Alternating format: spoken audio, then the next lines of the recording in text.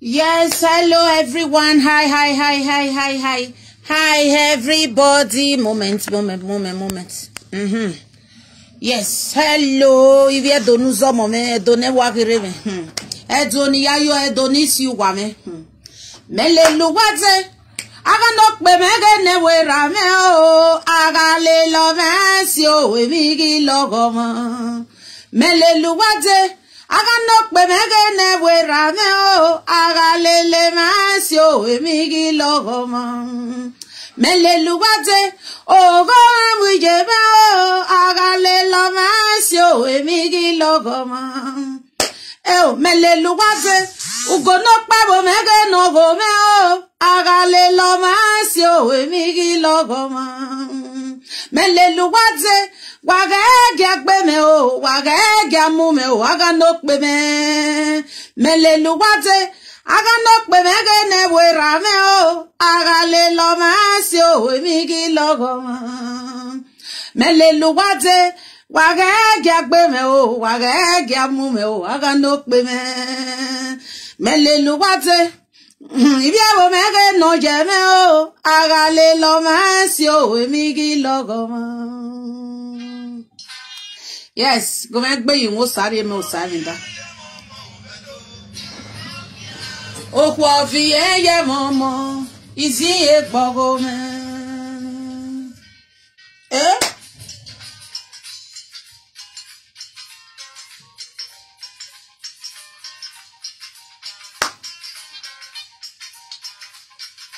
Bye.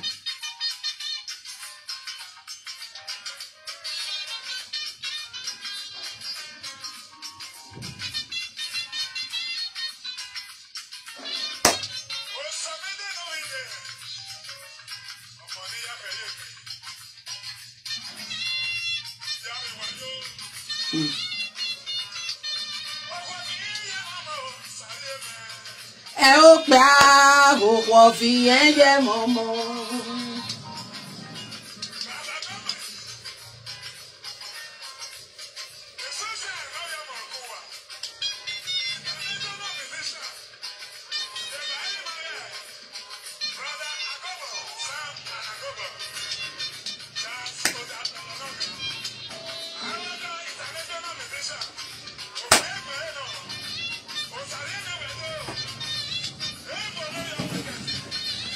Omese Kenyana beg you.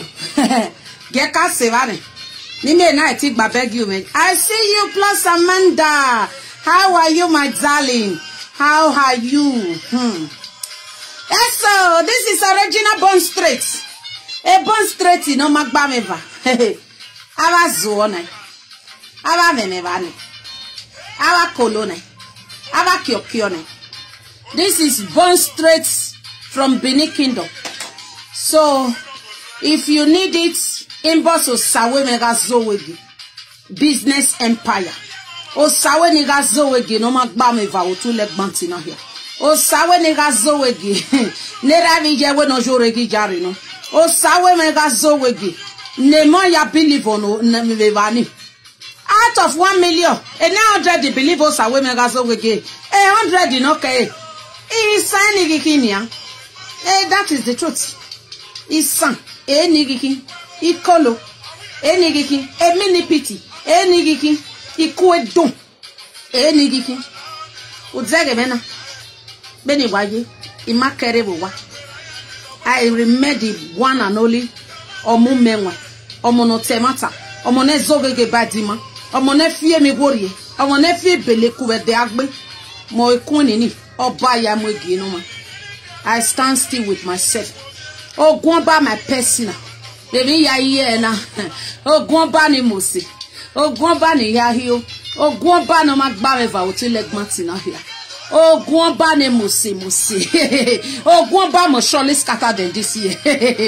For those who is planning evil towards others. Oh, go by mo surely scatter than this year. Oma wenu wede. Oi do deme no atedi. Oma wenu mi obalo. Benu we mana wenu mani mi obalo. Oi mi obalo no atemi. Oma wenu ge Oma wenu no mi okweve. Benu we mana wenu mani mi okweve. Oi mi okweve ni no we atemi. Oma wenu we ni esi we koto. Benu we mana wenu no we mana mi vodai. O deme no gwalo we. Oi do deme we. Oma no ka we. Obi wi yen azo wegi. O ma de dead with the no salobo no boyen nebe kwa ya weni ari ba wototo we ya sedu pom. O ma na wenu wezo wegi. O pa wo ge o ma ni ogi doyo. O pe me tu anda wo hie. Oru we kene pa na me tu anda no kwa na me tu anda. E ha eri ga so no ma no te me tu anda. Ogi ga so no ma ni wo hie, ogi ga so no ma ni ba vanga ga so no ma ni ba bi e yori. O sa we ni ga zo wegi ga gbate e ge giame. Madegi kukolo no riba avi kuedon ni me explanation na ina gbate me gegiame mo ekuni ni imagba me va except ave kuni ekuni me kuni no ma we no ro ni ave kuni ne oge boka no ro the me queen osawe ni gazo wege the ever lived queen imagba me va ke ma ose mo ekuni ni okay. No je no ka kon kwiti la rede. Ni akin akon ko ma dege ma rok baba kon no ga billions of people riba. Iki kon wa ya mutan witati gba ori yeke. That is me. O da we emi no saya wo ma no. O le lo ma so hon. Emi no saya wo ma no. O a wo wa ga se nagbon. Emi no saya wo ma no. Benu na we. E di agbo plan niveau davi wa we. E di agbero ke una ne ro egbo na no go vi wa we. Ija Ogi okbe okwo no pegi plan niveau dawo ma gete okwera ga kwirino iya ju won ya mu okwera ga kwiri iya ju won ya mu no we vi yan agbo yo sakweku madame de ne kan ya la 6 feet okbe okwo no we yan agbo yo sakweku e deme de na kan ya ne kan ya karajuje ni aton yo to koi okbe okwo no we ni esi obi yo sa yeke be no mani mana plan niveau dawo Ave amo eborion we upopo na ja gbija lenu ta ave ja se gbija wo e mata no gbate we ge giame emi kemi no mariri mama be orion oga almost you wen mo almost you wen mo basan omo e ba van omo e ba bi eyore ge ma o se mo ekun ni o ya ga no pe aga no pe nu ne gi agbe oni me no sawo ni ga zo wegi Ibegi kwa ekuni gbagbe no ga lelu pe dese kian ekuni gbagbe no ga da me rubbish talk be bani ekuni gbagbe na ga ye ni odo soup stolo we omomo no de egi no ekuni gbagbe no ga mi mata odo ati ororo igbagbe amaya akoko me e mata arun reme ekuni they don't have no ye. In my head, money exist or there exist. Unumena tija ete matame ya sedu fumi. Wa we matanita we wa malaka eberio. Usu no malaka ebe no ja hoge transformer. Asas mi o sagwe ni gazo wegi. O money ne ragwe no jore gi jare no. O money ni jegwe no jore gi pise loge han. money na we no jore hu ko ba ye da ken me ekun ni mo wa ekun yo ba ya mo egi no ma wa hwenu mu hu ria ari okpe oma no mu wo hu ria nukia na ti zegbue wa umi e bo hu mi e ba fa umi e ba bi yori okpe ta yo hu eno ma ta yo hu eno okwe ta yo hu eno ma ekpali e ta yo hu eno ma mo boro e ta yo hu eno ma apanoro e ko hi ta yo hu eno ma u ka hwenu mu hu ria jo wo ma mo ma ya mu hu ria ebi no gwalo ade e we bo na wo ai da so wo bo wo hu ye esa wo bo ba fan esa wo bo ba bi yori eri ogaje e ma ya ni ridin apagbe nu ya dogu wefe wa gwenu mu hu ria ugwo wa ma moma gwenu ya robishe ni kuni ugwo wa ma moma gwenu ya brige kuni ugwo ya brige kuni da asas iye me madori hu mo be kowe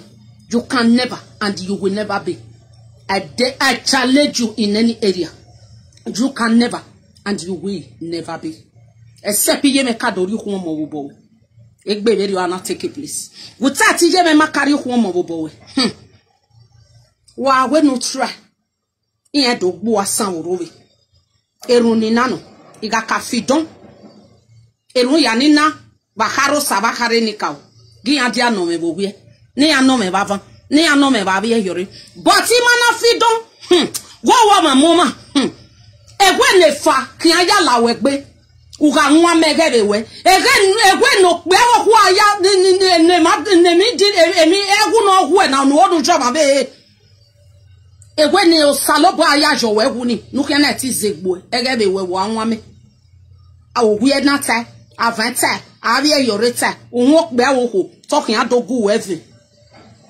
benu honu ya mu hu ria benu kwa ya sumani o wa gbe wo ju wa sumani except who does no bonobo hin ne bo kuno ke mo ge wo giasun ona ga emi nu wa accuse me ba ga hon pa eva o salobo no zoru enu wa gbe ni ka no zoru enu wa gbe get conspiracy over ya do owo ma mo ma ya do kinu wa do ni o salobo no bo hin ne bo ko ogu wa ven va son ogu wa ven va van ogu wa ven va bi e yori eri oga je wo wi no me tun ada wa no de gbe to un wa de gbe ra gbon na ka emi de eri oga je ohun gwa oga son okpe na wese nu wa ohun gwa oga son ko na wese nu wa ese gwa ya tare no je wetu wa back on ni wo wi o wa ba e va van o wa ba e va bi e yori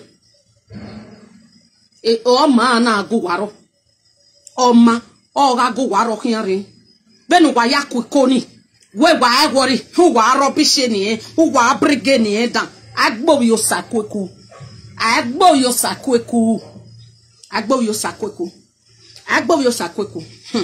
esi me be 20 doctor one of Paris esi me be 20 uga si me be 20 yin ya ni ka no hagin agun uga si me be 20 akare ni kao imama ni eje gwedonu imama ni eji dinu uga si me be 20 doctor one of Paris uga si me be 20 una si me be 20 wa gbe oja we o sawo ni gazo wege mo tama we mi nana uga si me be 20 doctor one of Paris iye ya no mo oge jo hun no tone me o sadan yin abo mo ekun ni oba ya mo ege no ma egeri ga se emi ni we doctor one of Paris avant to ave e prove ya e ya ladi emi ni we e do so no mo kuko we ba we ri e call le mo kan call all of since ina hun arewe doctor stay away from me. I am not your type and I will never be. Eva no la lo nisan. I will never be. Mo wa ekun ni nu eti remote ikata le yama we be phone. Mo ekun ni nu eti remote here all over the place. It's not my business. Mo ekun ni daughter one of Paris, you can never remote Usawoni Gazo wigi. You can never remote me. Mo ekun ni give me mo ekun give me say ugeme ba no mieme o hage gwon ama bio me video ni mi aya hunwa bia me mata ite I better stay away e mata no nwe mo gemi ti me most time pe time ho and the mata ni Thomas me mefa stay away from me daughter one of Paris stay away from me unu ya yata egbe me ya yata ikata mawe ina odenu gberi otun we gbe but what I think he will get if I am a semi rock barbecue, wo se mi be ma wo me fana se carry on omoro pa no go evero carry on but let me be egi do akpopo me bo wa egi do disturb me bo wa egi po di oro pa go me bo wa let today be the first and the last wa de gbe dale no ba mi wa gbe woja we on sawo ni ga zo wege u ga de gbe dale no ba mi re so agbe woja we on sawo ni ga zo wege. I don't know what you call mama no mama yoto. When every time I were face to face. Me when me beleku. It's time I were na we. O me no aya mu hu e maria o gwalo. E bi obe ro. And then no ka wo ge makedero ade. Oge kunu ga no. Oge kun no sa we ni ga zo wegi. Omoni ni ra go jo no. Uga no. Era me ma do go even o giaso. Ike vie ike so my wo go giaso. So no gba no kan o don't know where we. Stay away from me, Osawe Nigazo Wegi. The video has been played. Let me be. Let me be. Let me be. Dr. One of Paris. Let me be. Umana stay away from me. Umana stay away. Dr. One of Paris. No ata me ya to turn or sat down. No Sawe Nigazo Wegi ma okpama ever. Wa me doctor umi okoko we umi okoko ba fa umi okoko ba bia hiore wa da wa ma mama o ya we mi nu me na doctor da wa ma mama o ga ebe yo ni okeleje ni ka o no zoru we nu egbe Dr. One of Paris o gari o je go wa ma mama imemi ni o we imari wo ka imari wo me imari we mi ati eni ka wa dogu efe wo giasun no ma we ya te ya gba we akare ni ka ena lerun ni ko asanson wa no iga opa eva be mi no accuse me ba Dr. One of Paris gi o ma go we aro wo we gi go we aro ba van gi go we aro ba bi yore o ima opa eva wo ma mama o ya ze me popo Dr. One of Paris e no go alo ade we bo na no e so wo bo wo we e so wo bo ba van e so wo bo ba bi yore e ti o salo bo abeti ni ka o ya lerun na no e so wo bo. Then we go ya papa me pati oku kan come Dr. One of Paris. Iye me basi ni ke. Ogo me ukano. Stay away from me. Let me be. Stay away from me. Dr. One of Paris. Gema o se. Uwari motinya ya ni ke ton me o sadan yin abo. Mo ekun ni. You can never and you will never remote me. You will never remote me. That wero wa oku lewo ya your prayer life refo. Stay away from me. Stay away. Let today be the first and last. When you time away. And then you might picture ni ka una that way. Bawe Dr. One of Paris. And then you might picture ni ka that way Dr. One of Paris. We welcome me we mo mjoro ke wo hunre. I bawe wo ge bawe ba fa bawe ba bia yore. Atu do me ko ma me ba kare ni ka o. We mo mjoro ma ge we. Ba go do ari pesi gu me be keni to tai. We mi ni ze nyonyo na do re picture that way.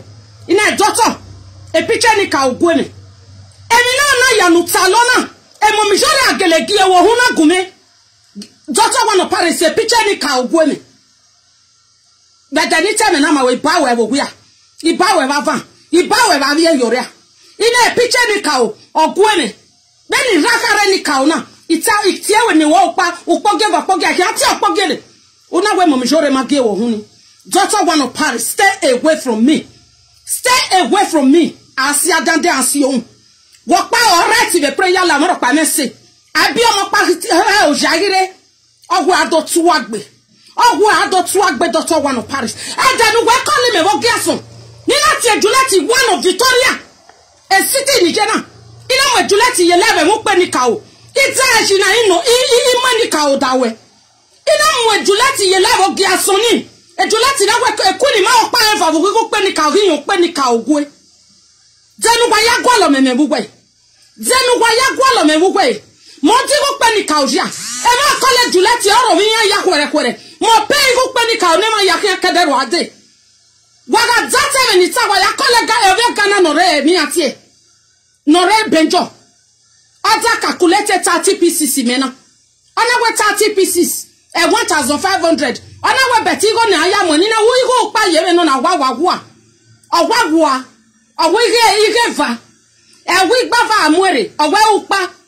The data 30 pieces of wi gba va ya pay go na aya more. E ma bo ye Ghana tax of recent na which is last week e ma bo ye Ghana we de gbe toni. Ona wi gba va amore. the 30 pieces. Iga digo penny kauji. Then you don't picture any kaunaji. When you come in, I got Montigo penny kauji, get to let it. Or to penny kauji. I will not more than I don't. One woman, Umiogo, one woman, Umiogo, we are Miogo, Abia Yore. And to let her take up penny kauji, my own Pama if I will penny cow. You go penny cow, women, we are going to find women, Abia Yore. Or one or nobody, you come and you go penny cow. And Nick, okay, I joy with me. Okay, I go I need to let you. We all know about here. Don't that with my Pama Eva. Oh, woman, mama, ya conspire. Near ya Mumahuria. Yeti one. Oh, say yaro. Am I a name to come the Caderade?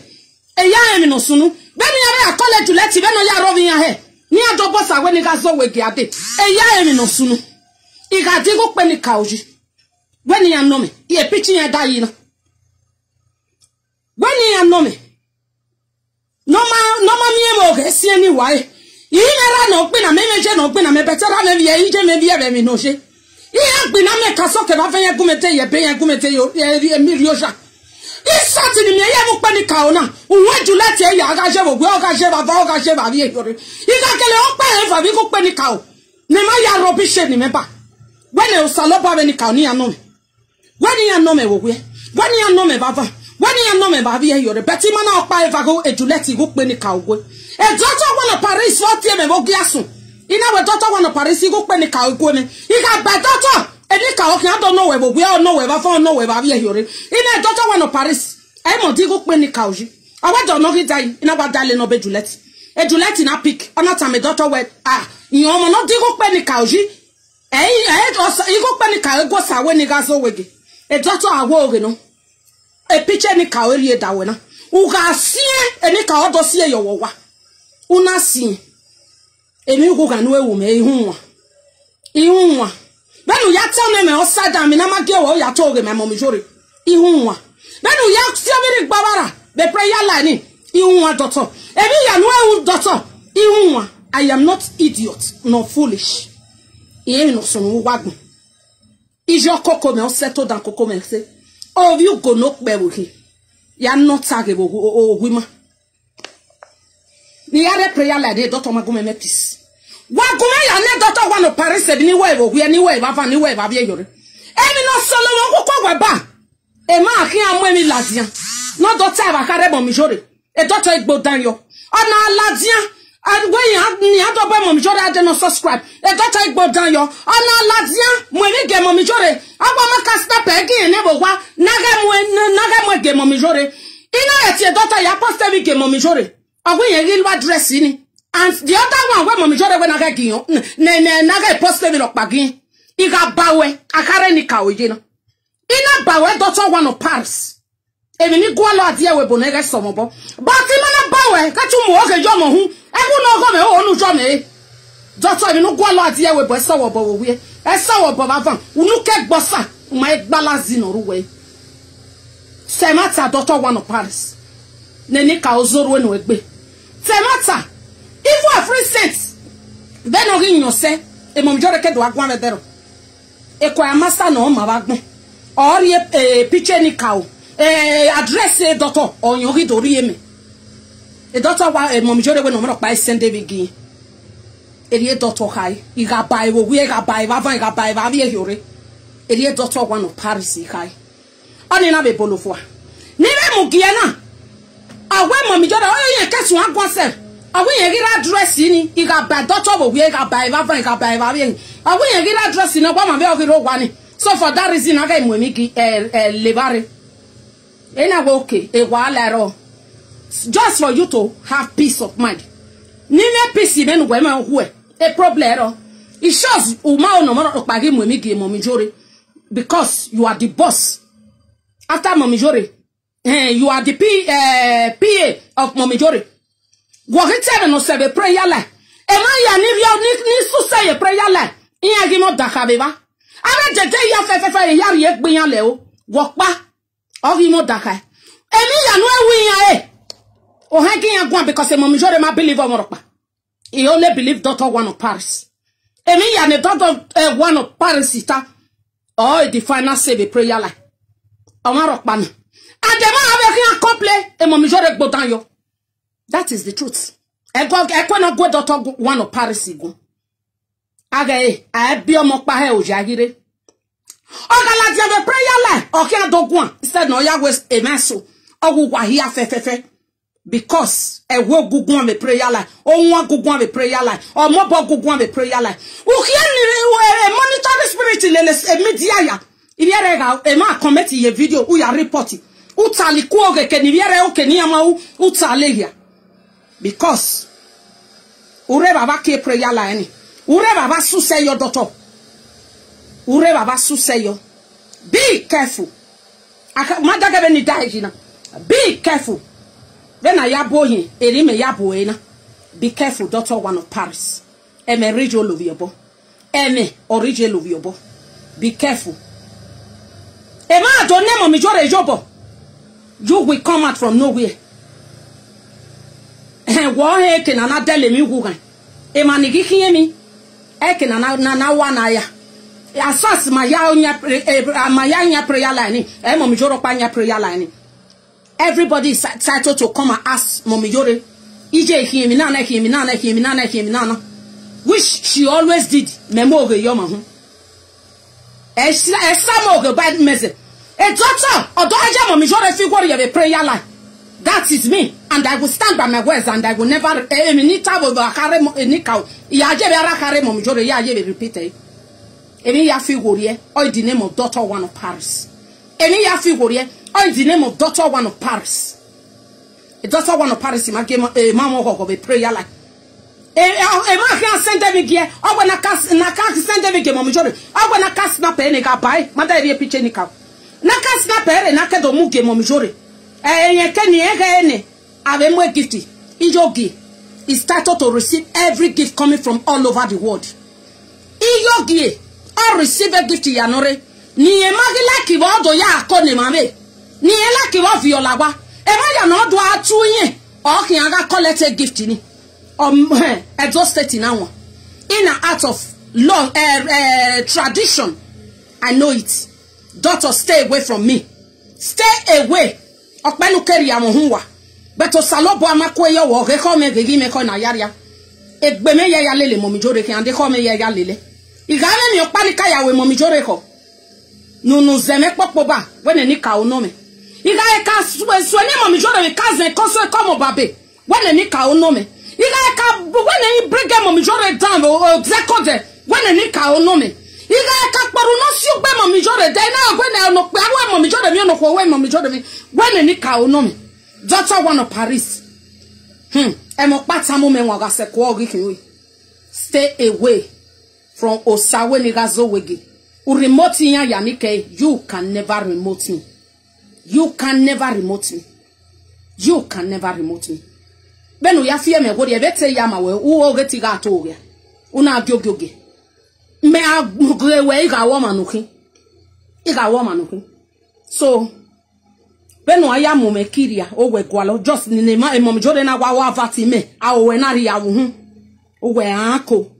O ti ya me be live video. Ugogo o taro podi ogun. E Momijore awasu ni mefo o taro podi ogun u agbene pe sile audio o ga pe ya gume be keni total igi ekwa. Daughter, your evil will soon catch up with you. Your evil doer will soon catch up with you. I promise you that makare ni cow. Emi yanuewu or revegbo. Emi yanuewu ana aga gwale mata noro ahia mi. Eri ogaje bet yo sabeti ni cow.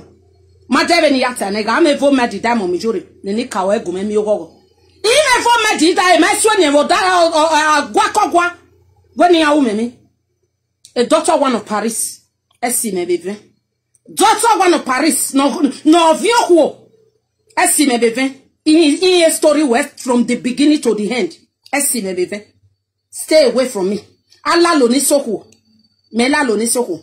Whoever we are just to appreciate a preacher here. Or when ye go wa near prayer line Momijore. Nema nyana do weni. O wa na prayer da for mana de babo kan eti when anything the prayer line. Or who went on the prayer line Momijore. The answer is no. On the prayer line Momijore. daughter one of Paris. The answer is no. Elle le pray yani. But we ma gwa your way. Uma gwa your way. E ma gwa the comment section daughter one of Paris. Moi. E ma majority a reply yan ya the comment section. Why si obiri gbabarani. Ye ga attack we ye me no. Moi daughter one of Paris. Game I will say. Mo via ganok beni. Nueti we me bo we. Ina we ko wa na ti umemi. Imana we ko go wa mama o ya we ki emi ya no eni ka o kian no we bo we. Iya no we ba van. Iya no we ba be hiore. A lo do sadena lele. A daughter one of Paris we give you any ka o mo gogo. A daughter one of Paris we give you any ka o me peace. Niki YouTube. A monitor ya lele ya American. Aga committee. Odo tona o sadan jiviere yabo. Odo tona o sadan. Because so give you a go. Because the majority can't believe in or believe it daughter one of Paris. That is the truth. You don't have rights to be telling majority who he will collect gift from or who he will not collect gift from. Is your gino. When you are caught on it, don't call any unknown. Non did he buy a minister. You get started to collect any or every gift from anybody. No my be lucky. Ni na be ya ladiani o lekene mana beg you o be jania o ya ko ni ma be eria yawe o ma no pagbe wo wa ona yi ga edemi o love mom joro na we ona love mom joro ona we nu gbere iwo daughter one of Paris o wo nya prayer like gbere iwo go wetu agboga too much gbegi ti o ga bugbe egi ti o daughter one of Paris o ga bugbe o renu etahia e ya kan avec boué. And walking avec boy, umie no sien we bieke. Umie no sien we bedenedo. O re ya no etahia. Te ya avec boy betien salobo betien ni kaw. E ya kin avec boy. E de no we call me bi atama we. E de no we call me bi atama we. E ti tama we emi ya no talona. Ohon o go down. Be no ya fie me wo re ye man. Itale ya ma we ma ba we. Ma da deputy ni kaw. Imabawe beni me tagi no hangu we die daughter one part umana love labi beni me de picture na gina o me beni me ya ju la mesi o hangu we die ya daughter one part di me bawe be me ya ni talosi na. Take time when you touch the tiger tail it will hurt you badly. Take time, daughter one of Paris. You has been remoting the rest. You can never remote me. I am hard it up to you. Daughter one of Paris. Wa remote ya ya be prayer line. You will never remote us when you guys. Mo wa ikun ni oba ya mo gi no. I tell you, the video has been played. Emi oba yero a daughter one of Paris. Na. I got repent your book even. Magume nwa mere bu yoto. Demi ni we daughter one of Paris. Bia we ba fa bia we ba bia yoro daughter one of Paris. No mana gume mo gogo. E momi jore o viere manana o mebe nu yak bodi o gibiere ya ni tota o mebe nu ya fie me wori ye ji anu we o mebe nu ya tone me o sadan he iga bawe eni ka no gwa mo gogo imana bawe daughter one of Paris e mi nu gwa lo ade we bo na so wobo you are be turning the whole place upside down but o ma no tell me ma we o ya tabe kiosa anybody no believe in you we. Daughter one of Paris won na momijore kian ma be on na momijore. Daughter one of Paris won na momijore kian o ma be on na momijore because yin ma keep a secret o gene pe owo ma gun reba ni ateme mo. O dey atame daughter one of Paris. The daughter one of Paris e pa o bu vie we ga no pe o na name ya fefe for na na. Daughter take time. Daughter one of Paris. Take time. Because when imagine e me ta e mo mi joro almost oji my head you lami. Almost oji my head you lami because e ma be do gwan akara e or ye picture ni ka o dai. Or ye da me no sagwe ni ga so we ke ize nunu me. Or ye da daughter one of Paris uze nunu we. Or ye ne Juliet one of Victoria. Be mo pe ni ka o. Oze nunu e. Elie me na ya de okay. Dan do ga ze nunu e. Na ga ne ni ka o agoven wu my ha. Na ga ne ni ka o no to ge wu my ha. Naga no toge bugu my hana no rotona. Naga no toge. E picture ni ka etagina.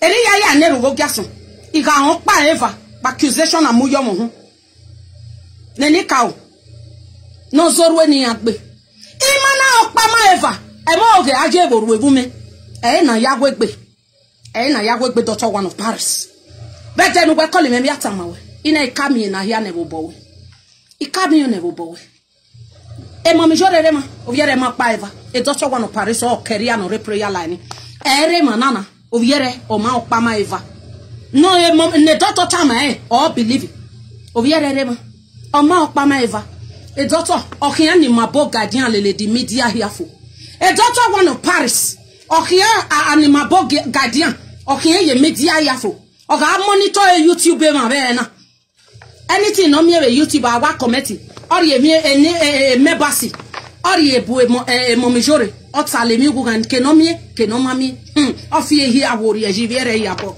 e mo majore do amo hoti ki gwe mata no Dr. One of Paris game house we gi member ma no me mata o ti ororo we gi member ma no me mata turn the upside down we gi member ma no me mata ije me kwa ave otu o ave asiade all the whole proof will be coming out agasiade adengasio Dr. One of Paris why ko temata my mom jore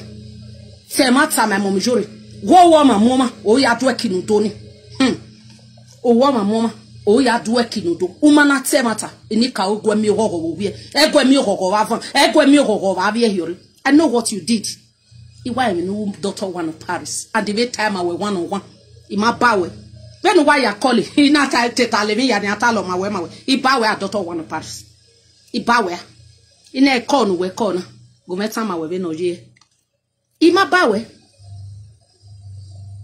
we pa una send ave video ya fe ina agie e ma ga call me one ave me dem wo be sunu awe Dr. One of Paris o send again e ma ga call me ba sunu awe Dr. One of Paris o send again me na idos ekponi ya monenemi ina dos God be me witness snap e yoto I send any mommy jore never WhatsApp baba ovun ekponi eli oje woto ovun ekponi tovun I don't know what conspire bet what in what Dr. One of Paris video to mommy jore or what he did not video to mommy jore ekponi eli oje woto I send any mommy jore with WhatsApp I send any mommy jore with WhatsApp Ama amweni kioma ohe ogwa je me wo ofenoro wa atame noro ege mi rowa Dr. One of Paris ya we no solo mo koko we ba me send ne ekpo ne mo mi jore ne ba ekpo ni fun wa mu latian ba na mo mi jore la wo je me ni jogi mu ekpo ni send yo we WhatsApp mu latian no gie me di ogodi e ma ya no ri demi no ri duaki ne ya dogun ye mata no ya ki amwe mi question no that different case Beni yakin ria ya package ya ibame ya you work boni send ego on my own side yakin amu mi gweso no that emi na dey ya mama yeba ikin do fi beleku or whatever ekpo ni memu go fun ya mu eyo we WhatsApp nu ge ekpo ni beni ya mu egwe ibawe the answer is no Dr. One of Paris stay away from me ika dekbe mi e wo dale no ba me You are a goner. Ika dekbe miyewe uzale no bame. You are a goner. E dekbe zale no bame re. Uka dekbe zale no bame. Eva jane imi ami ebego. Watame ejuleti no iku kmeni ka oguwa. Because em no se ni na gwe ni pe igo ni kederwa ade. E mo mejore mo su ni egine ukmeni ka o. Isiye emi no ma wo mata. Oh ya me be pay ni ya e guga o pa be dero we yan be de bo ma be ni iga bae oni adozo se owe are lie mom jode ni na call yin o ma be ni be mu pon na free cent na Victoria ma veje o dozo se again na no be Victoria be mana mo we rigo na egwere gbe iyan ya ala jan dozo se ejuleti go pe ni ka ogwe o ma ono release e ladi wo emi ya no gwa mama o de o kharanya gwa ya ason bavan avie hiore Iga pa be mi salona salo pa be ni kan zoro en wa gbe beti mana ba wa egbegbo ga nyu wa wo wi o nyu wa ba van o nyu wa ba bi ehire eri o ga je wa de gbe mo gogo ina pa wa ejuleti be Dr. One of Paris iga pa wa eva emi o emo o ga je boru ebu mi e na ya gwegbe Emoge. Ogaje bo mume. Na ya wegbe. If you go ya wa ira me too we. Kenana toge count me out. Iga gegwe o deni ni lelekia. I don't mean we conspiracy or raw. All the time you cook benegbe me yegbe. Ezo. Beni mejena. E come yayata and assistant without wa babana. I love him mommy joro ya said do phone. E come yayata. And the gbeme yayata. But so ma amu oge yo mo. I mo sien hi umere. Amoro pa ti ba mo giasi. Amoro pa ti egu no go me ajo me. Ukoki no go me ajo me. Emi no go me ajo me. Eni no go me atie me. Okpa okono no go ni emu he me ni no go me o ga hegbe ni. Okpa okono no go ni ajo me egu no go mo ga hegbe egu ni. Okpa okono no go ni mo mo oge yo mo hu. Oge ni aya o ya segu sagbada sisokoto. Eri o ga je bo wi eri o je ba eri o je ba bi yori. Doctor one of Paris temata my mommy jore. There wa my mama yak body oni ge mommy jore. There wa my mama o ya fani heni because mommy jore wa tian me azen la no do mo wo we na. Azen no la no do ogbom. Azen la no de o mo wo we na. Azen no la no de ogbom. E mommy jore wa tian me be live video honge. O wa tian me be live video.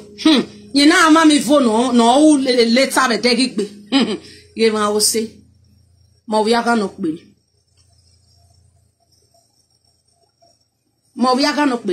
ma be mo mi jore ma ti gu one day o pe o ko no won gbe ni la pe ma be mo mi jore oju won eta ma be mo mi jore ti gu one day. I have to clarify my mind name no ko sanu pe ni ka o pe abo ko no gbe ni la pe ma be mo mi jore to oju won eta iye re ba bi he mo mi jore mo mi jore o pe o ko no gbe ni ya mo oge ni ma obo jo mo hu wa kare mo mi jore wa ju won eta and wa ju won sefa beni time bo wie any time avant beni time ba be yoro ri ogaje ma be mo mi jore ti gu one day mo mi jore remain the best to me konson konre ama agba me ori ogwi ma be mo mi jore okin agui o rekiege ma be mo mi jore ti gu one day and assistant by my words emi na talo ma o wiere talo emi na mama yoto o wiere dame ho. That is the truth.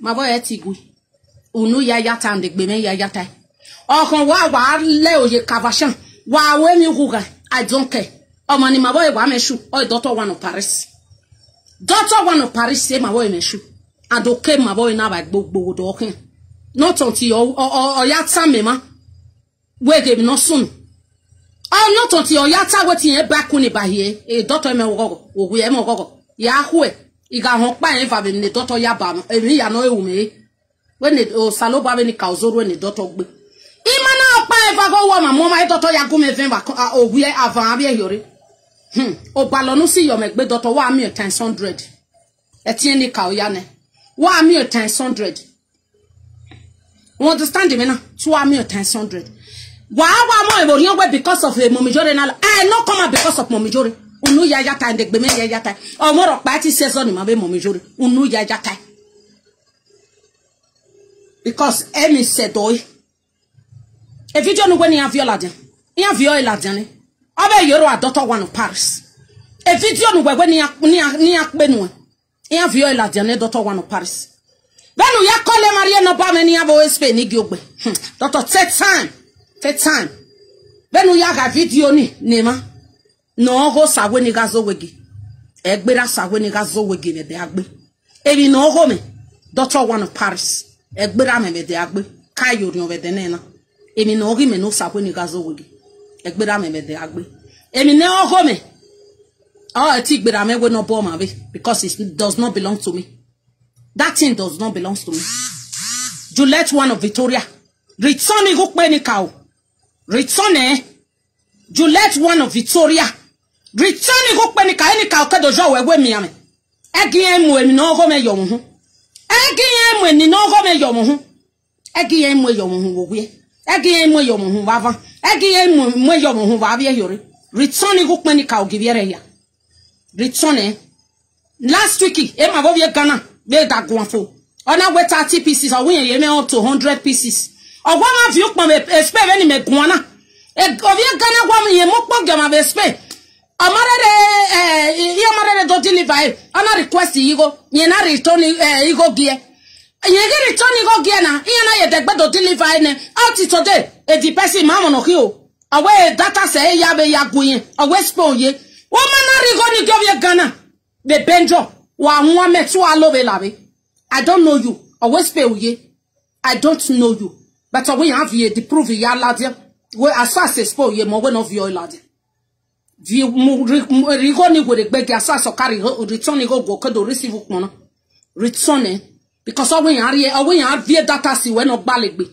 Then you radio SP. I pray. Go and return that money to Ghana man. Return because no ego area ma go wa. No man no ego area ma go wa. I know you too. Ema give a testimony with prayer like why gagia why yaga enema why gagia why yaga ema contribute ema pay go why gagia why ya send the enema ologo manori ani egbo wa vio ijobo no te sekeni aje wa mu ukoki no te ate sekeni agbe o wa he. That is the truth. Wa be careful. Ema tai batamu wa be careful. A live video me e ya na ti defend egbe me. A live video me e ya na ti defend egbe me. Live video me. A ofen oro wa ota me no ro ege me ro wa. Take time. Me agwa lo tu wo ma take me 1 minute. Take time.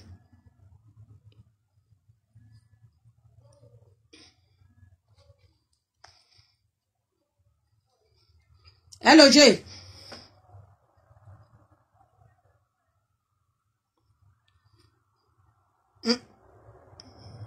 Okay.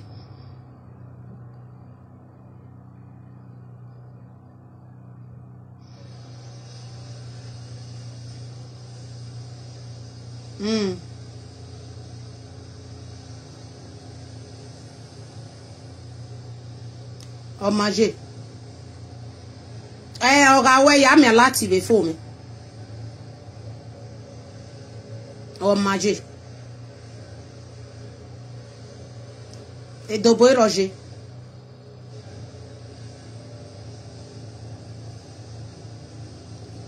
E do boy Roger. E do boy Regon.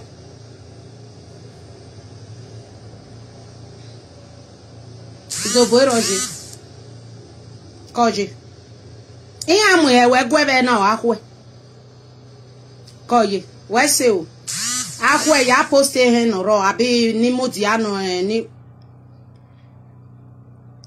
e maje do boiregbo koje wo wese seje kada koje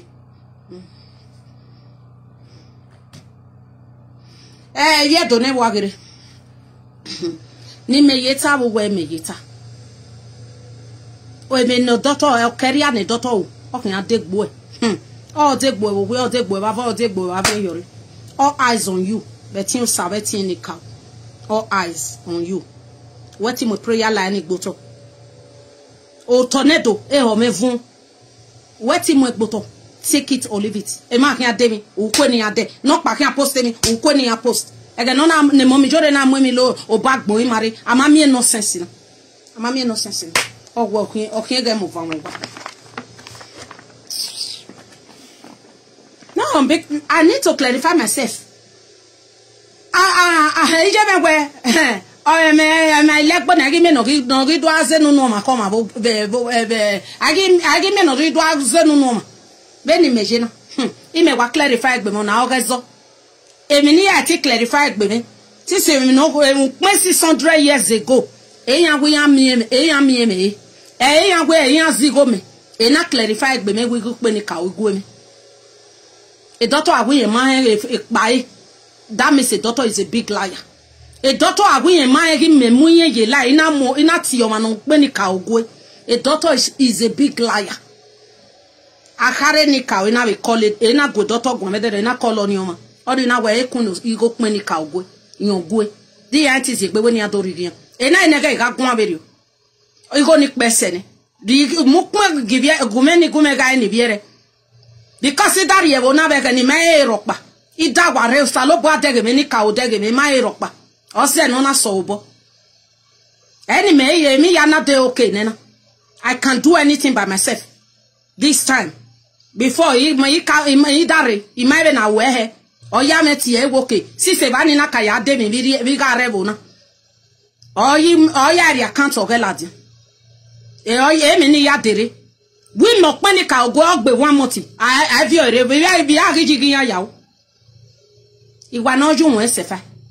Amanya aya wese. Ose no saloba na me na zoru we megbe severi. Yan ge mo ge wo giaso. Do na ma o hota ma tata. E me soro yan ti dupe ni a picture na ji because it carries a lot of powers. Yan set it die. So beni me gite mata na we. Beni me ite mata na we ge. He clarify my demand. E na kin. Ogu wa mo eborion gwe ma be mo mi jore. E ma gwe. You are a liar. Ma be mo mi jore gwe wan di. And I will never be. You are a liar. E mi ni me di me do clarify. E mo mi jore me no sunuva. So mo e mi no sunuva. E mo mi jore na time o bi ere believe. So me mi agun egu. E gwe. E mi na time o jaji. Na ye mo yi na e ba ma oge. E mo oge ajo boru mo me na agwegbe. So e doctor me skin ari moto. E ya gwale nwuna be ni katama we bedero. Ya gwale nwuna u doctor one of Paris. Iwa ya kan okpo mafo because unyi me dan ro we hie mati zo wegi. Unyi me dan ro we hie be wa ya gbe centro. De e ya kan okpo me ya de okay. U mati zo wegi. Ya gwale nwuna doctor one of Paris. Ya gwale nwuna. No se palo no vie ae. Ne kwero a o. Oku ogwa we bokwa. Inwine go chon. Imebe o pe abe to oge baba be to oge soko. Fi unyi me we gori ene me ya me na manu. Ku gba kege wa call me ni tama we no. Change your character. Ne me ya me na manu e doctor one of Paris. Benu we una kono aneru nke se kabasha enwina. Okono aneru se Jericho enwina. Okono ya neru se hu otagbon enwina doctor one of Paris. E me ni tama we na niki. Ya ndi be tama we be fo. Unyi me we pe hu egbe. Change your character. Imati go peli ka o waji. I clarify egbe mene. I clarify ne be na. Orun opa ni me wedges. Agani anata we president. A president a joy love. A president o mi igu peni ka opa kan. Igu peni ka o president we ya fefefe ogbojulet. Mo ile tame president me de na we iyan wa mo na re ika wa mo nu mu ne joy love. Even itanu.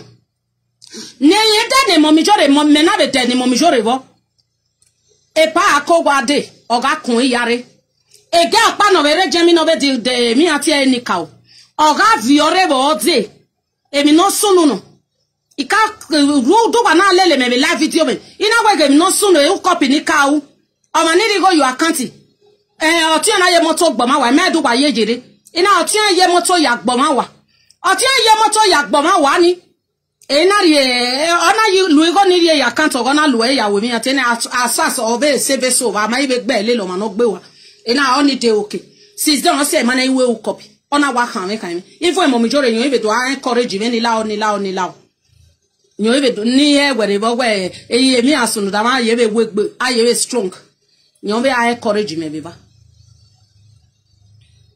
no wahala my darling ikioya. You understand? That is the truth. Oga mi mata tota neneria bosaria benika. Oga mi mata ota be no sopo no yaye. E mo mi jore ma okpa ma eva be no rotona. E mi nata mo viere ta. O ma okpa ma eva. E mi nata ma ota. O hugo manarere kekelade. Hi osa o bagbe doctor one of Paris. O bagbo mana keke ladi ogewe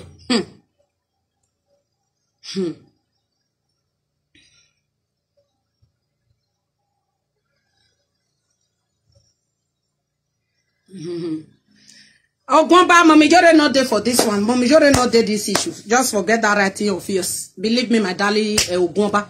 Mommy jore not there for this one. I can't clarify myself. You know the picture ni kaulade.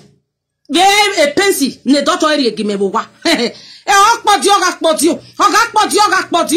o carry adan daughter one of Paris. Stay away from me.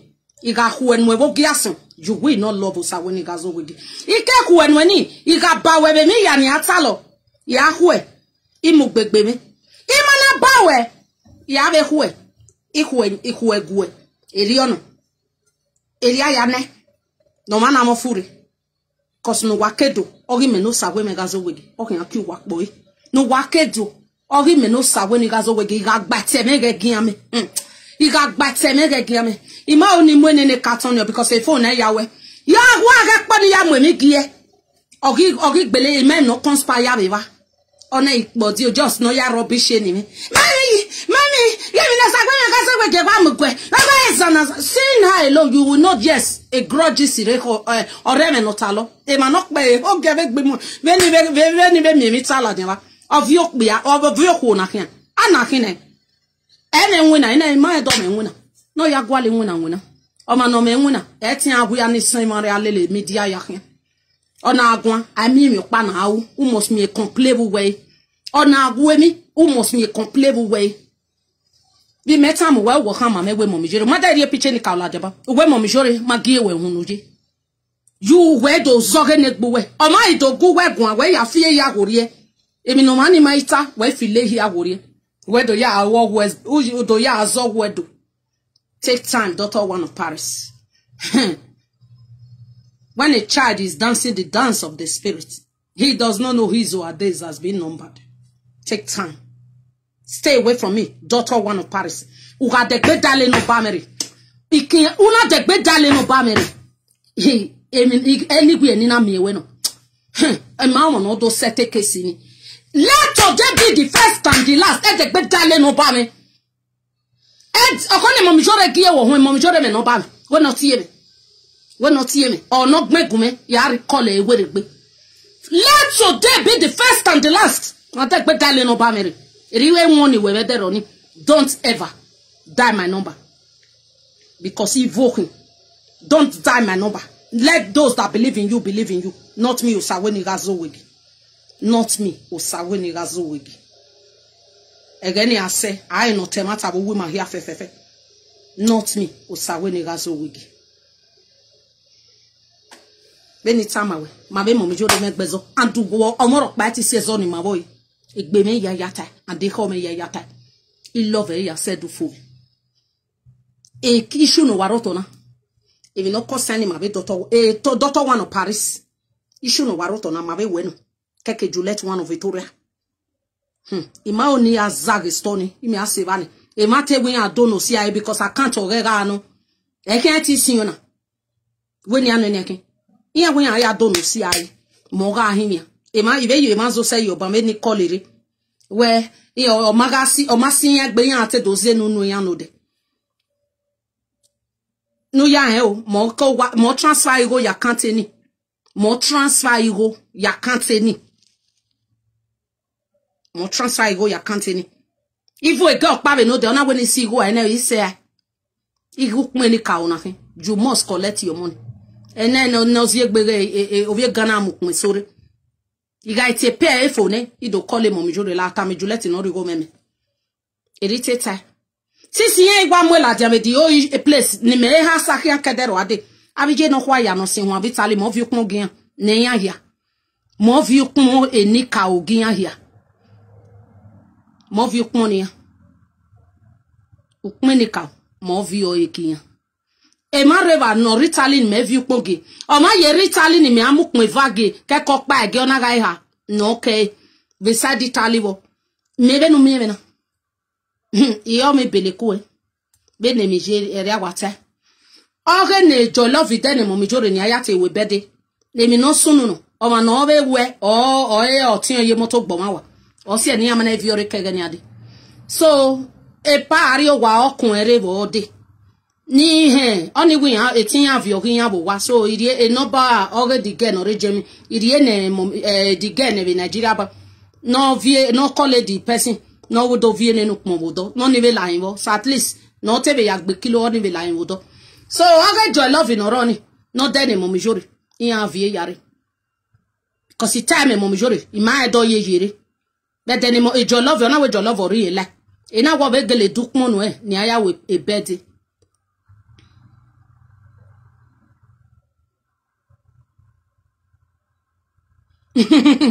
ona wo dukmo no ona we ya ima ba ina gwa ata me ka be time yen before ina o ma dukmo ne because na mi ni gi sunu ami o ne ko ri e ba be ko e ja wa be honey season igo o ma ri egume na getelo igo tell o ma ri egume Oti na ye maybe call him one day. God bear me witness. Jessica no na are Nigeria vedero. Ime yebe giye bwetelo na Jessica. Sisu we se kene telo je wajowa. La ogo gume tame telo. No ri gume gume. Ma oni we ne teme ya yogba le gbe mo. Ima o. Beti ime giye veri oni. No buwe. No tama ona we yan se story. Kedero ade na mama Jessica. Mama ebe guana. Jessica no re Paris. No ya are Nigeria ni mabo e ma eguan. Because I was very busy. Ike don't look pope dian demo. He de busy. My way Jessica one no Paris my even but he gear no gear telo. We no la go no rigo gume. No rigo gume. Stress ya nigga stress if I send it. E mean you see here. But I still thank God on my team. Women no gbo my go no ma gbo with moment. As far as you go copy ya ni kwa ya fe oluwe ye mi atie. Always je ke sorting. So no wahala. No wahala. That is the truth. Okay, ma be mo mijore me issue. We don't have issue. Emi o mani ma boy gba me issue. E metan mo wana. O mani ma boy gba wa me issue. E metan mo wana. O doctor one Paris be Juliet. E Juliet ya wari ri pe ni ka ogiviere. We no have issue. O ma kan. Because I'm an akbo bueno, negwere gbede. I'm an akbo huno, egwere gbede. So when a white quarrel leoge, if you know ye conspire, where just me yes when you be homena, or you cook many cow. You cook many cow, or ze mess when you be him. Then you may jame a bang will be wawana yale. You cook many cow, no gue, no narovi, be arovi who no call it when you are not you cook many cow. Ni am no mukmongia. When you are bossa, when you guys over gade. Says who? A ass girl work here. A bill guama dia working. Ewe bonu were meria. If not see an area ni me yabe beveniana because me momijore believe on. Me area di trust na. Be speve mana. Or see an inari, or see an aye mudia wo decode. Ima oni ye hu ya mo. E ya vi money rekeder wade. Better man no digo kweni kauji ye total gegege ye bani adua neme no ma okpa ma eva wo si egbe veri dem no si egbe veri ori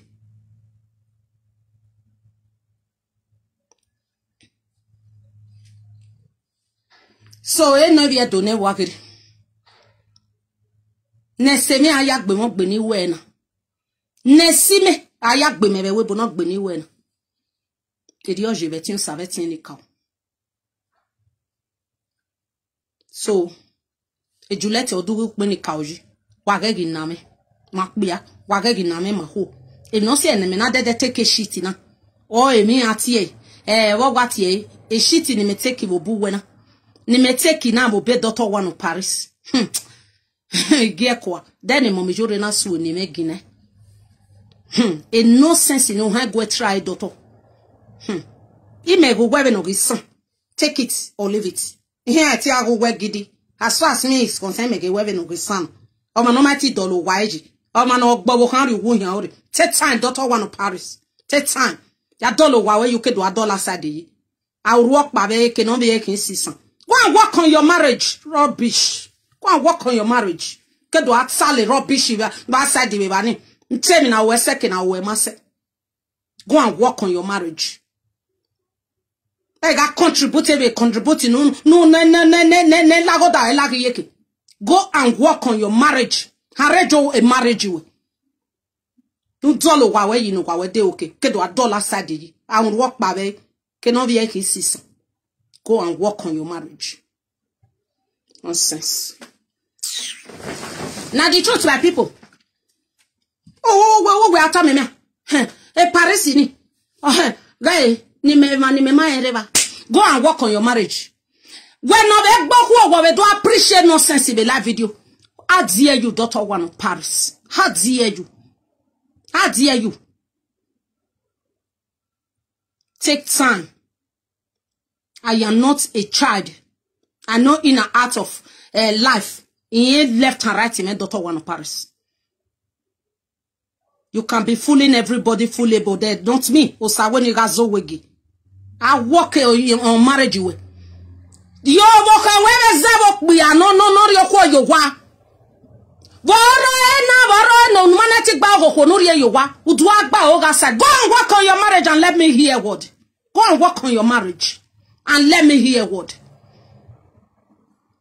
Wagale a prayer line wegele jo mese no are wo kan u ka kele mo nyime bon eto wo kun gwa ni aga o ga deba we the prayer line o nyime kele ru gba no we eto deba we the prayer line doctor one of Paris eto deba we the prayer line ya I work bare wala do contribute do appreciate by bono my neck be go and take care of your wife first ka ya gba o wo kan we no ke do gba o outside. Daughter one of Paris, I am ready, ever ready. The video that you said they should play, they has already played. Any other video, go and work on your home first. Daughter one of Paris, Mosa we nigazo we Guinea or money. Nego marok bakedo temata nota. Go and work on your home. You got the behon when you know sweni me. You got the behon. A prove where ya. Maybe Paris go and take care of your wife first. Pamper your wife like never before. And stop blabbing every time you come out of live video. Go and take care of your wife. Daughter one of Paris. Ya take care of her wife. Say, go and take care of your home. Oh, I get up, not be a born. Or my son, where ya take care of a walk on where you walk there. Oh, will not be a man away. How dare you, daughter? Why do I do appreciate me? Nonsense. That when preaching to preach. That when preaching to preach. No, why when his sister who got back what you who you are a daughter one of Paris. Take time. Don't touch the tiger tail. Because it will hurt you badly. Take time. Take time. When I keep quiet, Okbenike be away. Okbe nike be away. Ekweru well. Where do I Latian? Do I tell me my way? Ye made the lack of no wow, ye made the lack on when Natty Dolo who wedgie. No, where's you walking where? No real, no papa like never before. Where do I contribute? What contribute? Who are but one who are what contribute? What quite a game on where be Parisi? Ekweru well, daughter. Ekweru wawa. Take time. What the big darling of family, Vajane, me big boy. Or con him, Momijore will call it, a calling me. Or con him, Momijore will call us when he goes away. Don't call me. Don't call me. Because of my what? The my boy I party. Over name Magbana, oh, he done. No fear me, what you manu. No, remote seven yakem and mamma top by via yakbe. Say where me let your cousin put it. Wow, where daughter one of Paris. Ow, where? No, my best slippers in here, Loto. And where boss of me, I me never go. The Umelo Kiga Nigeria. I get the Yagia when equal. Nonsense. Menario, me on Bama way. Who be a Yakamania or Hulomaroi? Oh, we are not me matabunwe. A Bama me I water. Tete daughter one of Paris, Esime Bevin. I Okbenike be away. Ukbuwe or Swavona. Just mind your business. Stay away from me. Yak bao ho wawe. Kedo agba oga side. Bao ho wawe. Ukedo agba oga side the daughter one of Paris. Bao ho wawe. Yaka bao ho bukan wene. The ezewo hu no ane anyi sota. Ukedo agba oga side. Nuisance. Edo agwa me mana. Wa latia wa igbomo ne we do appreciate Bible they don't know dame uwe. E ma no ma be negbe yan dame uwe na. E ma no ma be negbe all dame uwe. Be ni me na wa a secret where you repensing me mana. E ma no ma negbe all dame uwe preach all dame preach on ya no preach. How where you think you can remote everybody?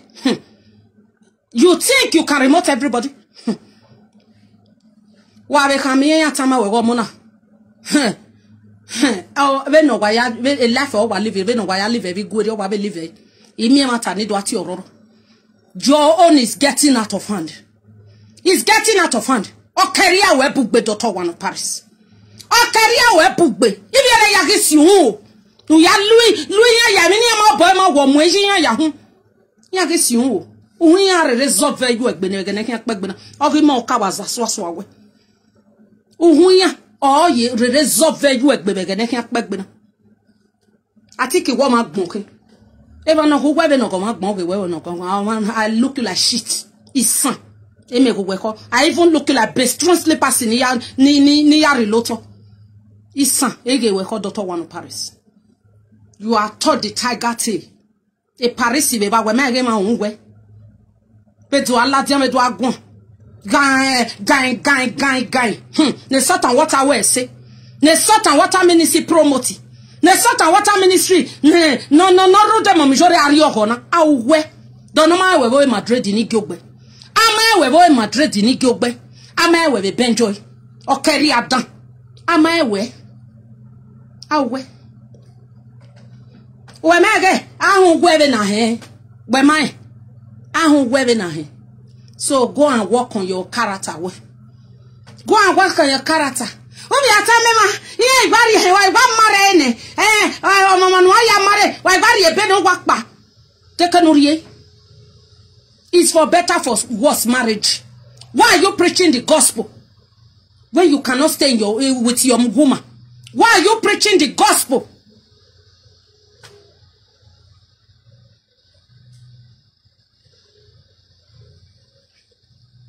Matano ne sort and water ministry unane. Ne sort and water ministry unane. Aya gwale nwuna nwuna. Aya gwale nwuna. Iwa ya gberi upa gberi ebi. Wa gwale kene. Do we a ti ru secretary yin bara okpe nu aduwe. Do a ite ya mawe before ya na beta be weriri ite ya itale ya mawe. Do we a ti ru ani salo bwa be koyi we wo we koyi we ba fa koyi we ba be hiri. Do to a ti ru wa ho ni yin bare wa do no pe. Wa do no pe but who does no boy ne be koyi we wo we. Ekoyo we ba fa. Ekoyo we ba be hiri. Because I know you more than you know yourself. I know you more than you know yourself. Wa gbe ne gbo eyegbe. Amaka mori yabo wetin yen yabo wetin yen theology. Amaka mori yabo wetin yen yabo wetin yen theology. Or yabo kin doctor. Or yabo ogbeti dan. Unwo kalagwa, unwo susu. Unwo kirology lagwa. Penu kedu. Uke gbosa ma igbalazi no ruwe. Nu we ke gbosa ma igbalazi no ruwe. Gumede gbe hemewe mu ememe unuwe. Gumede gbe hememe unuwe. Oh my God. Imana vie prove we yala don we gi osawe ni gazo we. Gumede gbe hemewe mu ememe unuwe. Ka won ni we yo we no pe. Gumede gbe hon. Ibi o ikege ni adewe because of a momijuri. Not that you want it. Uma what a Dr. One of Paris. Uma what a the only journalist no eti mi to we. Game out see. Waladian instead no ya we ma emeso ogwebo because you are alpha and omega how we no aga robi kwa ba ya ni tota be dede ya ni tota ebo mi so ma ya fefefe o ebo wa we meso an ge meso gugun eni me gwansi en ati tama wewe o maka me kan mo mi jore emi na tama obiere o ya we mi o maka me kan. That is the truth. Ma be mo mi jore me gbezo mo watamu wa and o moro pa ti si ezo ni ma be mo mi jore imai mi o mani amani be ragbon na ka mi de okoni e ma love me love yin. That is me. But I me mata tata be no support no yaye okoni e ma love me wa love yin e come ya love be ni mi ya de okay na eje ima zo ge party ma be ke no je one day be ni mi ya de okay ni no we ke mi hin yo a o doctor me mi hin yo wa o weke me here you out, me here you wow. I stand by my words. Weke me here you momijori out, me here you wow, doctor. Stay away. Iheni, eke no bury or say wegbe. o se we gbe doctor one Paris u game ave agun u game ave agun on are complain no paro complain u wa kan animal bo guardian lelemi makodi guardian fi social media u ma lele social media e fo we ni oga ja social media oga je YouTube u wa kan opanovie ni dun wa mi ene ibi ereve ke YouTube yan ni ave ya wo yan iye igwari yemi ladian wo mo no ka san ladian o ya ton ne ya osada ni yan ihe agwa mo ga je woro me bi ere ya ti zegbe yan wo tanto ko duo ge wo gwe ni wo go me amere kaba be de mo mi jore wo ge na agbo fe mo mi jore emi no ri ladian ni nobody no ru okay be de mo mi jore je na iya do alerun ba kwegwe ni bi e ma ni e fi okian ni aga mi topia e ti le gberun ni e man of your care to lerun ni ya meet up. Exactly like Beruni. You cannot be bring people down for no reason. You cannot. Emi no ogoma. Never ogoma ni o ego obe gbirai. O ma emi no ogoma. Never ogoma ni o je be gbirai. Ya gba ogo wa we no kedo gba ogo side. O keri ya no reso no reparation. Ya gba ogo wa we kedo gba ogo side. Do amma bon eto bokun gwe ni aga we prayer line o garo e group money cash eno bokun gwe on gwe na gele apampa bokun gwe na gele ri ebe no go hu eto ga we the prayer yes or no o do agun we man do agun take time just take time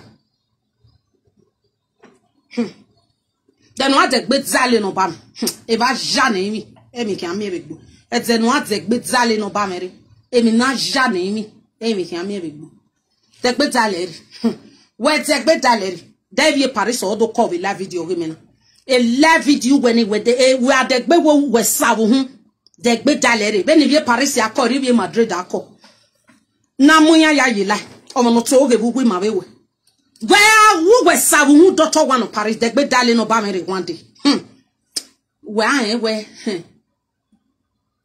onwe vat you work honey una ego savo degbe dale no bi mere one day if ye paris guy waki live video na ya do Tony Sanwebe mana if ye Madrid ya do Tony Sanwebe if ye Benjo no hewe ya do Tony Sanwebe mana take time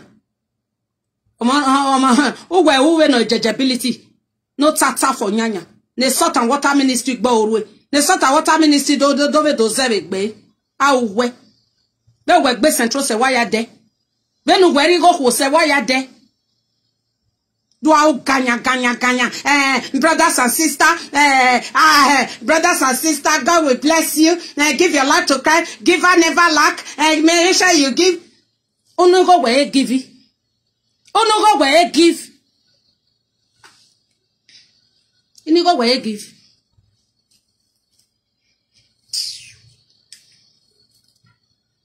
So, no be do ne wagre. Imagine me tamuwa. Itani. Bogena. Imagine me tamuwa. Anybody know why Juliet no Victoria? When no rigu kmenika giviere. When of you kmenika giviere. No view kmenika giviere.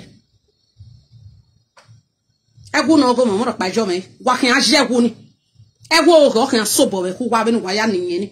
Egu oge. Okin agaru wa egbe ya sedo fomen egu oge okin agaru wa gbe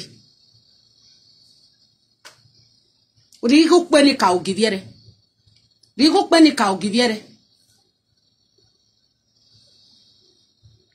digo pe ni ka biegin Juliet one of Victoria digo pe ni ka ogiviere o ma agu wa gbe ni anu ni ake return digo pe ni ka ogiviere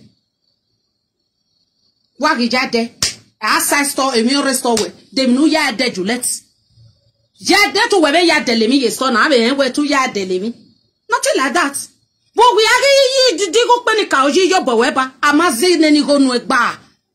Wagi jaji yo bo weba. Ogie me. O ma me ma tata. Rigo pe ni ka ogiviere Juliet one of Victoria. Cause. Ema ya ni we adodo no si awe. Because a receipt guya, I can't wear no, o can't see you. rigu kmeni ka o giviere beni ya hinue mo give himi viere ya beni ya hinue be menu talo yin ho rigu kmeni ka o giviere o kama fe kama bene do hai ovi ogwoma esioma yiko ovi ogwoma esioma yiko wa mi mata wa unu wa tun o sadan e mo sawe ni gazo wegi o ho wa be ho e mo sawe mi gazo wegi o balu wa be ho e mo sawe mi gazo wegi wa ho o kin obe no samudiana de e mata no samudiana de e mata no samudiana de e mata no samudiana de o edo e mata no samudiana de e mata no samudiana de o edo e mata no samudiana de emi ya no ewu Dr. Wanu Paris oni sanwe ya avele oni sunwe talking avele enu ya mo re yibiere ya ho ediku ovi ojara vie gbe edu emi ati e ajoro gbe domo wa o ha gibiere gun because mom jode kan jaji o ha gibiere gun even said do Dr. Wanu Paris edeni anemi ni asunu e mom jode amosto dame hibiere ya edeni mi ni asunu edenedo eni ka wa ge mom jode dame he ma ya fefefe no la dia dogun edeni gas egeni gase egwe ni mom jode ayari ho ni ataji ege be edenedo wati wa si over gbobara all the time wati asi over gbobara ona kan ademi no pa momire o ma na kan ne subscriber ona ke YouTube oga wi yan be we mi oga to boy must it be where aleru na gbon mama be prayer line o maje aleru na gbon mama bo hu gamen o maje working no remote TV ere here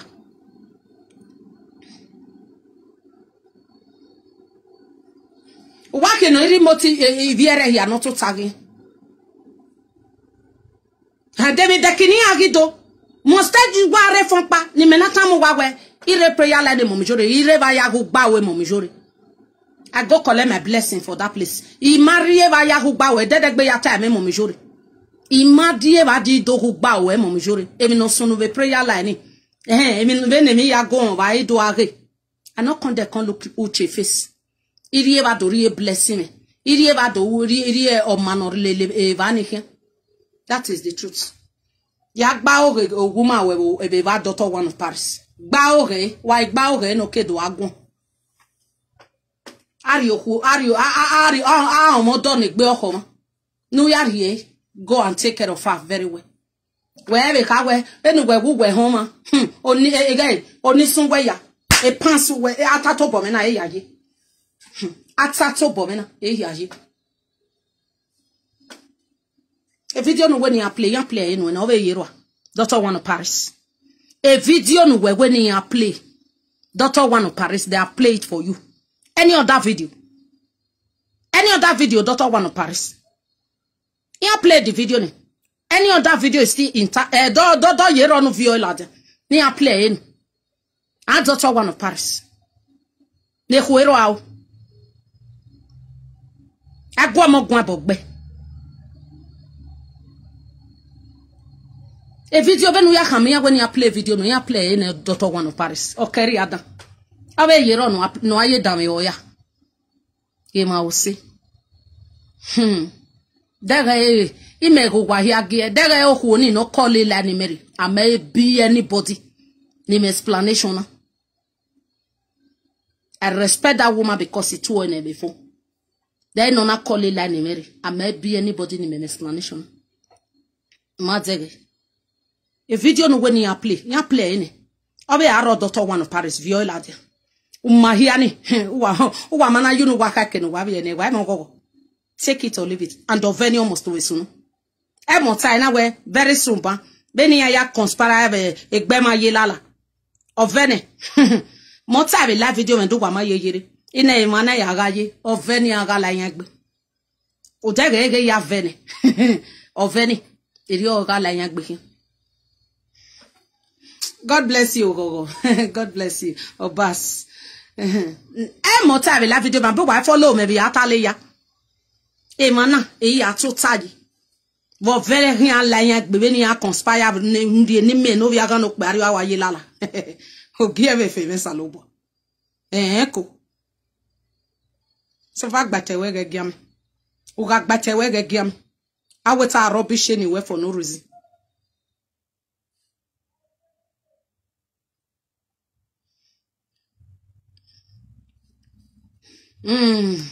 You understand? That is the truth.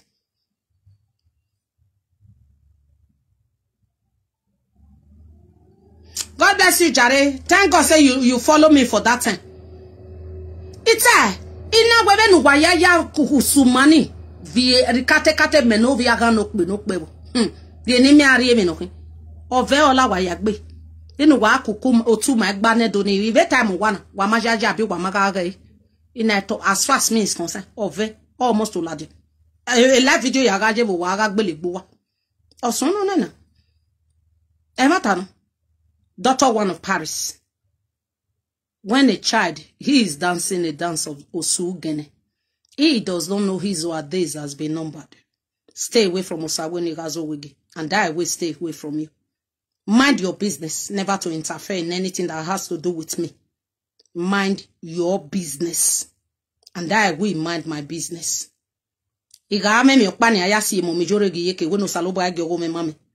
Imana me mi okpani ayasi mo mijoregi yeke. Eni ka u dazi to gazoro emegbe owe. Ozoro emegbe wavo. Ozoro emegbe wa bi yore. Igame vo medi towards mo mijore ni eni ka we gume mi ogogo. Ime vo medi dai kena neru ena eni kena neru egbe me na noge. Eni ka o zoro emegbe owe. Ya zoro emegbe wavo. Ya zoro emegbe wa bi yore. Mo ikuni ni. Ime vo medi da mo pa. Bene mo mijore ya sekenori eji. Ime vo medi da mo pa. Any cow mozoro megbe. God bless you, joy, wisdom, Godwin. You understand? Who back again? When you yata na madege when you leru na disi. Iga me vo medi dai mo mijuri. Neni cow egu me miwogo. I me vo medi dai. I me ve leru de wena si ekoto. No ni mwe mo ari kaze kose komo babe. Na we mi. Any cow doesn't know wazoro megbe.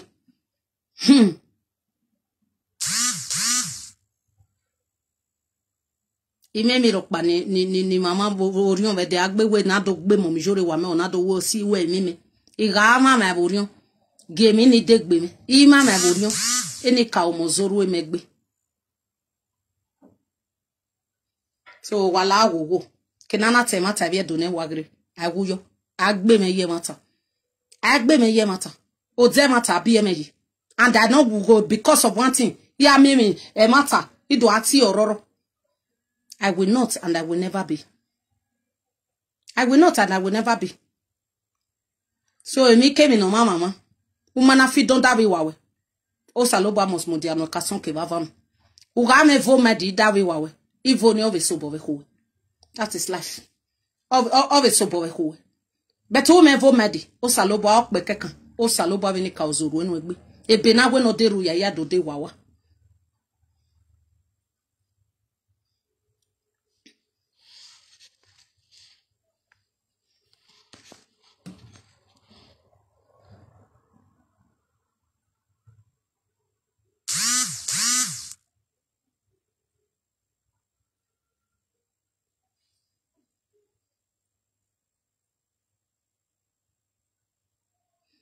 John Ajayi, God bless you. Every other thing that someone is doing in this life, have the confidence, have the trust in the Lord. Nobody can bring you down when the Lord does not say so. When the Lord does not say so. A daughter one of Paris when ni no go me ya me. What must to je woni. E wo ga aga jowe bo we. Aga jowe ba fa. Aga jowe ba bi ehori. No kan na ti zegbu ebu we. Ukoki iye no go me. Amu eyo mo hu. Emi no go me. Amu ahe me. Egu no go ma jo. Egwe si ajo. Egwe mata ya ajo. Egu na mi me atabe no sopo no ya je o salobo abe ni ka o ga jo me. Egu ga jo me bo we. Ajo me ba fa. Ajo me ba bi ehori. Dia unu na solo mo kuko we daughter one pass. Demini uwe no na Solomon kuko daughter one of Paris. La wo ramboy me kure wo we. Ba o go kan we wo wa ke do agba o ga side. E advice ni me no ni ki. We are thinking we they agbe. A crew creative for one and or rasadi. What tiki we the what be why? Take time, daughter. Take time. Take time. Look by time I will take time. E Juliette wenoro. Riguk meni kao ladien. Esi me bevin. Iguk meni kao. Rie ladien. Vigi vierenia. Yanti we. Uro via kore. Riguk meni kao ladien. Wenoro esi me bevin. Esi me bevin. Because the receipt e yaro. Esi me bevin Juliette. Viere avene yas the receipt. Oro e WhatsApp he send yano. E yaro e WhatsApp. La wo Juliette Viguk meni kao ladien. Ijeni kao ni unyagma. Ya huimi awe wo hue. Idian iye me ya imi awe. Iye dian no ideno poko ya imi awe. Iye mota no kawe ki oba ya imi awe. Riguk meni kao ladien viere. Juliette one of Victoria. Riguk meni kao ladien viere. Agati ewe. Uro viviere no aro vievo. Ne uwe mwefo. Emi ugu kan watalo ema ye viere ati dozo seyo. Deti bawe. Emi no tami ya tamame. Sote no vere city mema. Ibe daveri go noni. Eda e mukmeni kao noni. O mese 2 days. Bibe mukmeni ka be 3 days. Bibe mukmeni kao noni. Oni wa koli mena e do ati ture no do mukmeni ka. Iye wa gwe mena o gwe. Dovio. Elioni wa yagele wa ona mu ye ti reba da no deni. Ya rebe dinezi. Riogele ya debe dinezi ona do mukmeni ka. Ya ti vi ya ladi. Beno mie mena. Atemata we no suppose no ya ye no salobo ame na de do no tani dan doge atemata e mata mo oge aye woro me na wegbe. You cannot rubbish money for no reason. What is rubbish anyway? Daughter one of Paris mo ikunini. Those who really know me as a truth teller me fi beleku iriye brabe ikunini riye brabe okedo temata iriye brabe be no jeria yata. So,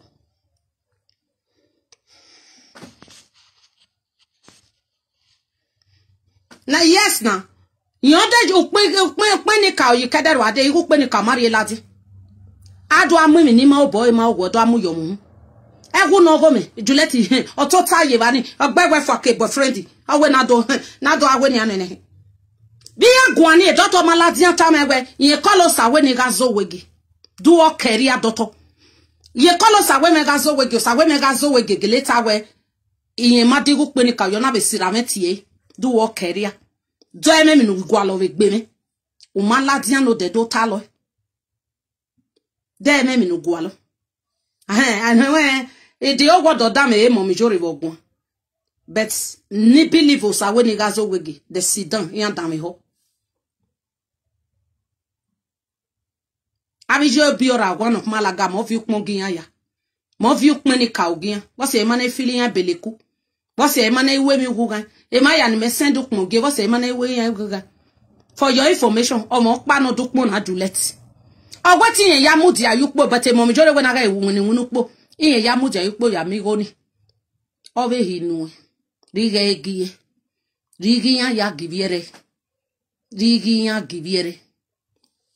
No me webe topu we ne nu webe na be amogogo me na amogogo Juliette rigi nwani kauladi rigo pe ni kauladi ugbenu wa fe ya haranya gwa be no hia pegbe na o haranya wa kosi wa gba ti me be mi ya no sunu na gegin ame o le mi opa ni me wejes one ne jolove deni mo mi jore boge bedo gi mi andi are rebe mwere ne oti de telo na je moto gboma wa ona lu abigo ya no gwe so yon be vie nu kongo boy na yon gume we mi ya yon be kunere so I don't have skeleton e pa de of you kunere of yore ni send ege mo mi jore then I will have peace of mind oviere be se na wo ya ne me be de ni mo mi jore vo e jo love dem na be de yes e matata O ye wa pa jollof de ni mo juro na rigo na ya sere. Metoge. Ona rigo na ya sere. Me na deva ni mo jure. Ona ga okun ha. Cause I will have muladi. Ona ga okun ha. Na ase muge mo jure. Ifo mo jure na we ni je gbe mese. And the gbe me to lo ya suponi. So ma ni ga de. Of you. Ni ke ya gwen avio here we do. So any be no ba many. I don't have anything. Ni mule. E no sunu Daniel say ni na I me on e hori ba be ko e. Say na wa so ateti ai with the party. O ya me wa ko relax.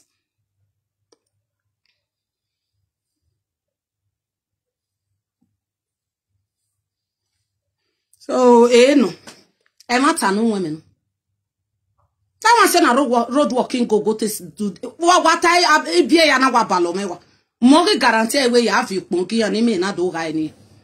Do that me no tani o we yen te you pe enwunu po o we because say awe mi pe ni o we o saloba we yen gire ni yen gwale go ni nevo o po o we na do yin mi o saloba we ni ka waja bi upo yen na mi go na ni ya dokun ameve ken karakwa ba o me digego ejuleti na we ya do go pe ni ka ojejuwa yen ma o na release e ladia anything okpa okwoti e bova koka koni ariri ajo hun woje juleti wo wie hun woje ba fan hun woje ba bi ehori iri ogaje be tin sabeti ni ka mana release go pe ni ka oni amanya wa ya wese e ma yaro ya ti be call ya baba ni mo speaker yaro mo vi pe ni ka ogen I bring it with my money igbon ye ba ni case of a case city e ma ya ni e be vi oge be mo yoto mo e vi kun kiyan kadara de go me ya vi ori I bring it with my money. Where to tie you, Annie? Where wo aga mo go? Ado aje ni mego. Bekbeti uge. Udemu kmenika. Kuni fi beleku. Oge. Izoge ge badi mame ni wajerije. Beta ba tabe no sopo no yaje. Ke na na tema ta wuyo. So that we salobo o be zoru enu egbe ni ka o be zoru enu egbe. I can never add on that lies. Mo ikuni ni. Okonu ga baba gida. Wari abeta mawe. Okonu ga abacha wari abeta mawe. Okonu ga anybody wari abeta abe no sopo no yaje. E ma ro pa manati egun. What make you idole? When you cannot when you see the truth you cannot differentiate it. You cannot even say it. What make you idole? Ko oni me no sagwe no gazo wege ro wa wedenedo. Eze na watematane ti ekuni. Kuni will come out to come and nail it for you. Stay away from me, daughter one of Paris. Stay away from me, daughter one of Paris. Stay away. Because of all hot wegbe. When you die this number again, I will come out in a full force for you to bring your secret out. Take time. When you back already dialing over me, let it be so. Obama will exist beside me. Obama will daughter one of Paris. Exist beside me. Or ti exist in name and Yanika no totaba. Assassin is concerned. A bomber will exist. And the man may believe it will one day. Cause on hold donkey. Or carry a donkey. Or Betty donkey. No, she fear me. What you lele ramiri. No man walk by when you're anything. A man who work baby. Where do Allah deal when you're anything? No, don't say Paris. The sort of what I do ya do where he I do a giddy. How where? No, je who wewe no kaje before. I only ya ye yagewe. I only ye yagewe. So take time. Hello, J. Hello, J. Gumega enya. Gumega. Gumega ben real life for see ni na mana. Ya true na ya tewe.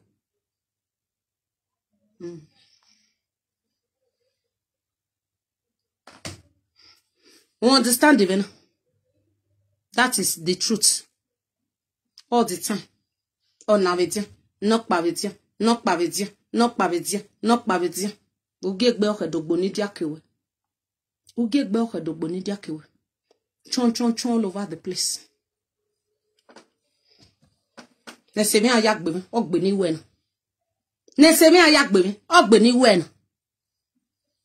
Aba me wa me down. Aba me wa me down. God forbid and heaven forbid. What's your baby? Can I not about anything? Okay. I don't bear face weakness for people. Iwale. Because the repercussion go a big war with Bible. Face weakness.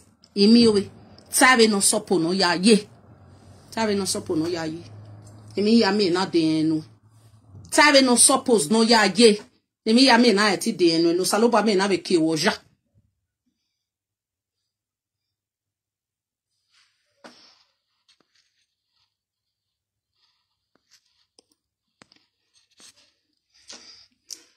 Ofu wayagbe. Waya wa bebe nege kai. Wakojo. Because I'm telling you, I can't. This video, I am going to save it. Yeah, I save it forever and ever. One, in case of Ike City. Yeah, save a video. But no ke bama ogi mene kuni ugano. Be no ke bama ogi mene kuni ugano. Ya gba ogo wukan wewa. Ema no mae wokba. We ya okeria no do Paris. Why Galadian do appreciate Bible, do appreciate gospel. Say the truth and the truth shall set you free. Say the truth and the truth shall set you free. Without you staying away from all this evil act that you are doing. When you pray, it will never be answered. Take it or leave it. Ematan, Okeria can daughter one of Paris. Okeria, okay. Daughter one of Paris. Okeria, okay. Then Mary a pitch any cowladema. Ah, ye damn me. Arie da, where ye da Juliet. Nage no toge with my ha. Ne the old wadi, damn a honor muru in my ha. Nage no toge. Yo ya dere. Emina e wage kerena. Hijeme was ya dante gassion.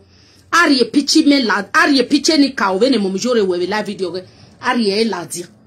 Arie dame. Meje pitche ni kaoni ya julame wakare momijuri.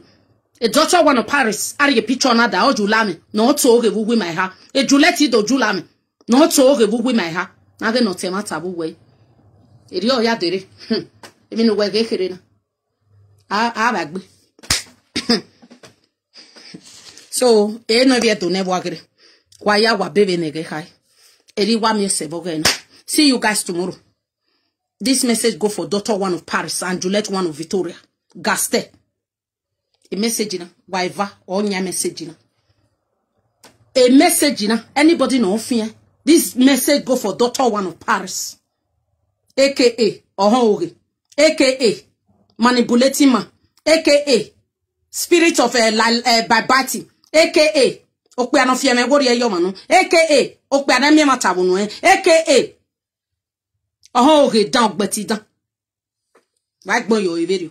AKA a man that lied too much, that turned the whole place upside down. Retire.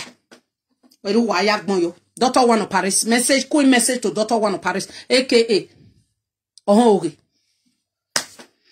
So, what your video? What can I make Juliet? AKA. Juliet one of Victoria, Juliet one of message to Juliet one of Victoria. AKA Odigu Kmeni Kauji, Oma no Hasa, a causa, AKA a causa. Wagno your video.